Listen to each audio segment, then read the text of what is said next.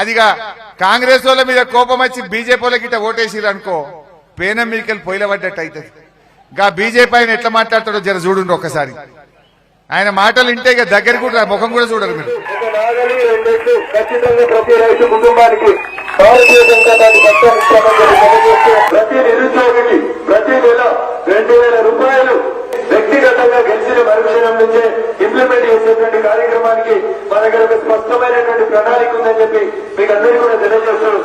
భారతీయ జనతా పార్టీని గెలిపిస్తే మీరు గెలిపించిన 6 నెలలలో కేంద్ర మంత్రిని తీసుకొని వచ్చి రుగ్బారెడ్డి టెక్స్టైల్ పార్క్ మంజూరు చెప్పి ఈ సందర్భంగా తెలియజేస్తా ఉన్నాం. పైసలు వచ్చి గెలిచినా, తప్పు పని చేసి గెలిచినా, తలవాలు కొట్టి గెలిచినా, మర్డర్ చేసి గెలిచినా, మర్డర్ చేస్తాని భయపట్టి ఉత్తేజించుకున్నా, ఏమి చేసినా జో జీతో ఓయి సికందర్ గెలిస్తేనే మనం అందరం తెల్లగా ఉంటాం. ఇంకా ఉండే కదా భార్యను భార్యల్ని భర్తలు, భర్తల్ని భార్యను నమ్మకుండా చేయాలి. అట్లా విడదీసి ఓట్లు వేయించేటువంటి కార్యక్రమం మనం మొదలు పెట్టాలి. ఏమన్నాడా పుణ్యాత్ముడు? భార్యల్ని భర్తలు నమ్మకుండా చేయాలన్నట, భర్తల్ని భార్యలు నమ్మకుండా చేయాలన్నట, వాళ్ళని విడదీసి ఓట్లేసుకోవాలన్నట. గా పుణ్యాత్మునికి ఓట్లేస్తావా చెల్లెగా? గిసంటోనికి ఓట్లేస్తారు. ఓట్లేస్తే మనం విడదీస్తాడు. ఇక భార్యల్ని భర్తల్ని దూరం చేసే కథ ఈ పుణ్యాత్ముంది. మర్డర్లు చేయమంటుండు, మర్డర్లు చేసి గెలవాలన్నట. మర్డర్లు చేసే వాళ్ళకి వేద్దామా ఓటు? దయచేసి మీరు ఆలోచించండి. అంటే ఇట్లాంటి పుణ్యాత్ములున్నారు. ఇవాళ కేసీఆర్ అయినా మేమైనా మీ కాళ్ళల్లో చేతులలో తిరిగినాం. మీరు పెంచితే పెద్దగైనాం. ఎన్ని స్ప్రింక్లర్ సెట్లు తెచ్చి మీ ఊర్లలో ఇచ్చిన చెల్లె. ఇవాళగా కాలువలు తవ్వి మీ చెరువులు నింపకపోతే బారాన చిన్నకొండూరు వడ్లు ఎండకపోవునా? పొలాలు ఎండునా ఎండపోవునా? గా నీళ్లు తెచ్చి మీ పంటలు కాపాడింది మేం కాదా? 2000 పింఛన్ ఇచ్చింది మేం కాదా? బిడ్డ కాన్పుకు పోతే కేసీఆర్ కిట్ ఇచ్చి దవాఖానలో కాన్పు చేసి రూపాయి ఖర్చు లేకుండా మీ తల్లిని పిల్లని ఇంటికాడ దించింది మన కేసీఆర్ కాదా? దయచేసి ఆలోచించండి. ఇవాళ రైతుల గౌరవం పెంచింది కేసీఆర్.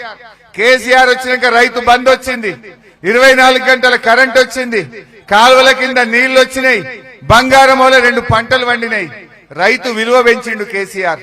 అందుకే భూముల ధరలు కూడా పెరిగినాయి. ఈ కాంగ్రెస్ వాడు వచ్చినాక భూముల ధరలు తగ్గినాయా లేవా? మళ్ళా వీడు గెలిచిండనుకో ఇంత కరెంట్ రాదు, ఆయనత నీళ్లు రావు, మళ్ళా భూములు 5 లక్షలకు ఎకరం అవుతాయి. మరి రైతుల విలువ తగ్గుతుంది, భూముల ధర కూడా తగ్గిపోయే ప్రమాదం ఉంటది. జాగ్రత్త అని చెప్పి నేను మనవి చేస్తా ఉన్నా. ఇవాళ ఎలక్షన్ కమిషన్ వాళ్ళు మన కేసీఆర్ ను 2 రోజులు ప్రచారం చేయొద్దని ఇవాళ ఆగుమని చెప్పిండట. కాంగ్రెస్ వాళ్ళు కంప్లైంట్ ఇచ్చిండ్రు. కేసీఆర్ మమ్మల్ని వడగళ్లు పడ్డ రైతులకు, పంటలు ఎండిపోయిన రైతులకు పైసలు ఇవ్వని అడుగుతుండు, మా మీద గట్టి కొట్లాడుతుండని కాంగ్రెస్ వాళ్ళు కంప్లైంట్ చేస్తే కేసీఆర్ ను 2 రోజులు ప్రచారం ఆపమన్నారట. నరేంద్ర మోడీ గారేమో మత విద్వేషాలు రెచ్చగొడితే అది ఎలక్షన్ కమిషన్ కు కనబడది. రేవంత్ రెడ్డి గారేమో ఆయన రకరకాల కులాల మధ్య చిచ్చు పెట్టి ఇష్టం వచ్చినట్టు బూతు మాటలు మాట్లాడితే ఎలక్షన్ కమిషన్ ఆయనను ఆపది. కానీ కేసీఆర్ రైతులకు 2 లక్షల మాఫీ ఎప్పుడు చేస్తావు?